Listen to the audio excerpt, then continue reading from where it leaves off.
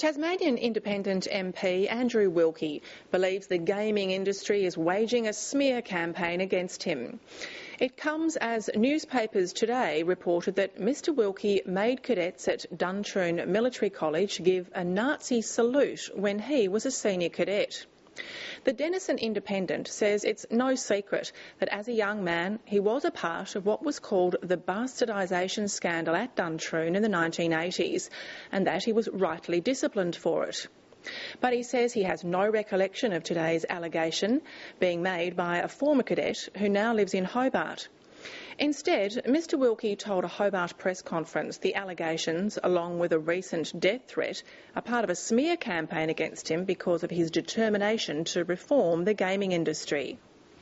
Now, let me start by saying I honestly cannot remember anything about that specific allegation, but I have never made any secret of the fact that I was one of many cadets involved in the bastardisation scandal at the Royal Military College Duntroon in 1983, and in fact I was disciplined for misconduct at the time.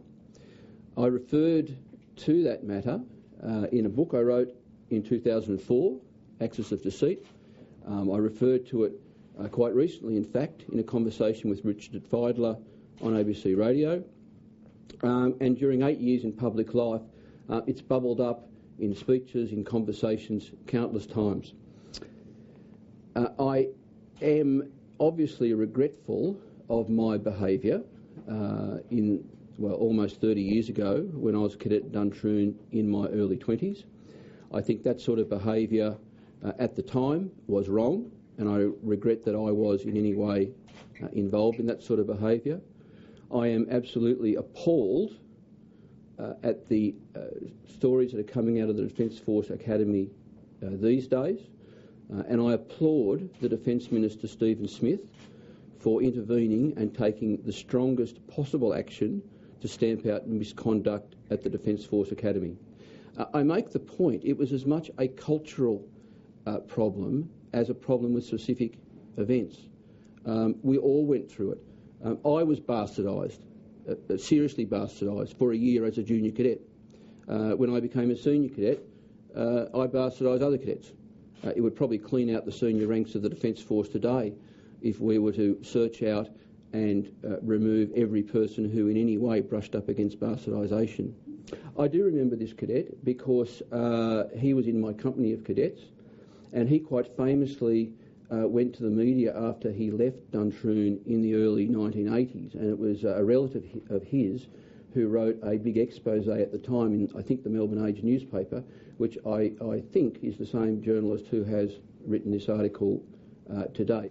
I have absolutely no doubt that there is a smear campaign being directed at me personally at the moment.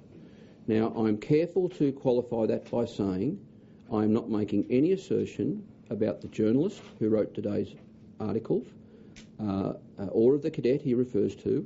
I'm not making any assertion that there's any relationship between them and the pokies industry.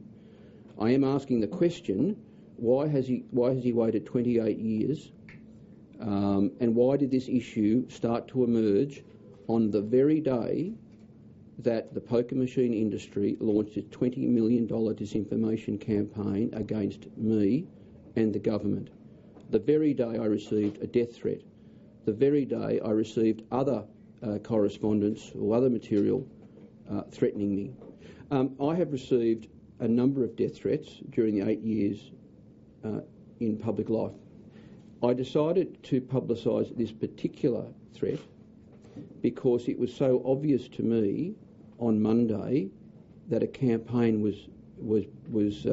had started against me, and I wanted people to understand this. It wasn't, and it was, in my opinion, from a very particular industry.